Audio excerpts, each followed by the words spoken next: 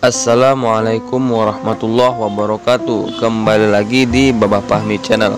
Pada kesempatan kali ini Babah Fahmi akan menyampaikan pengalaman pribadi Babah Fahmi saat bertemu seseorang musafir, dan ini nyata Babah Fahmi alami. Dan dari kisah ini juga ada beberapa pesan untuk para pewaris ilmu dari terah keturunan. Oke, bagaimana kisahnya? Tonton video ini sampai habis dan jangan lupa klik tombol subscribe, like, komen, dan share agar channel ini terus berkembang dan upload video setiap hari. Dan jika ada pertanyaan bisa DM IG Babah Fahmi yang ada di deskripsi. Oke, libas. Kisah ini saya ambil dari perjalanan spiritual saya sendiri.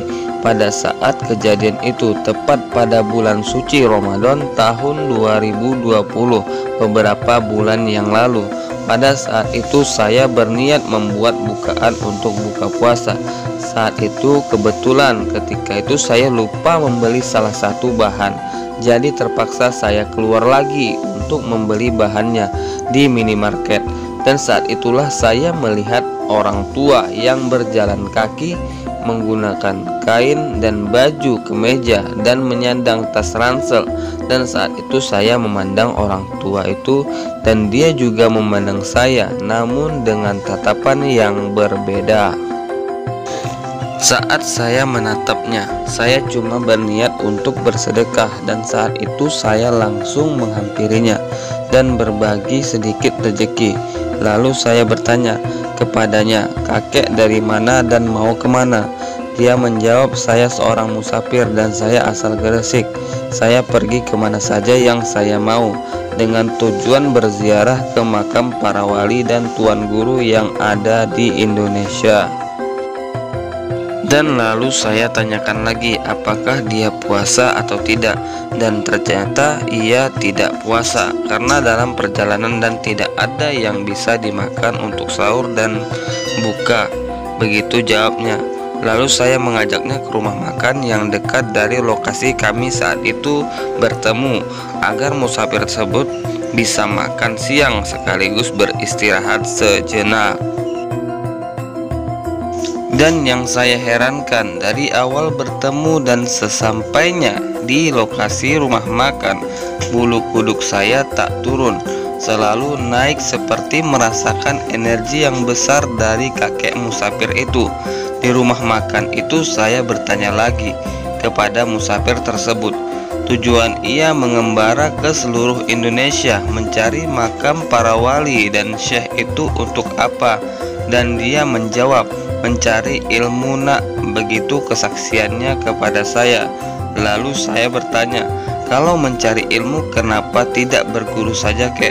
Dan dia menjawab, tidak ada ilmu sekarang seperti para tuan guru dan para syekh dahulu.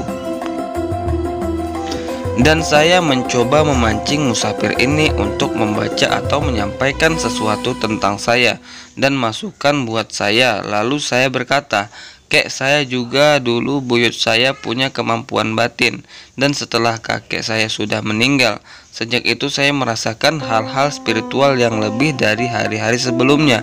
Dan dia menjawab, iya benar, buyut kamu punya kebatinan dan kamu punya bakat dan bakal diwariskan.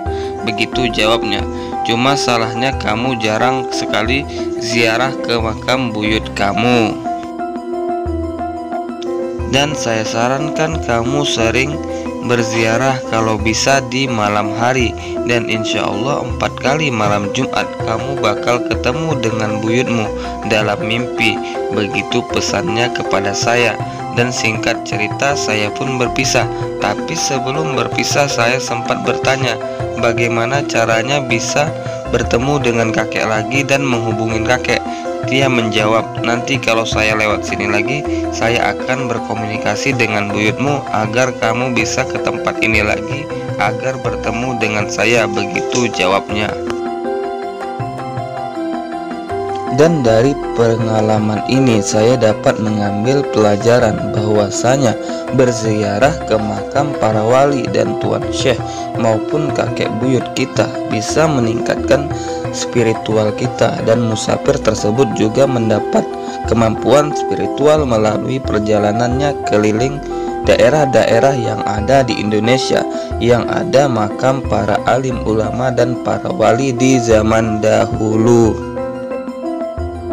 Oke, saudara Babah Fahmi, semoga pengalaman Babah Fahmi tadi bisa menjadi pelajaran kita bersama bahwasanya selain Al-Fatihah yang kita hadiahkan kepada pendahulu kita, ziarah juga perlu. Selain untuk meningkatkan spiritual, juga bisa menjadi lebih paham bahwasanya tak ada manusia yang kekal, semua akan mati, dan membuat kita tidak akan pernah sombong sehingga kita bisa jadi lebih baik lagi dari sebelumnya.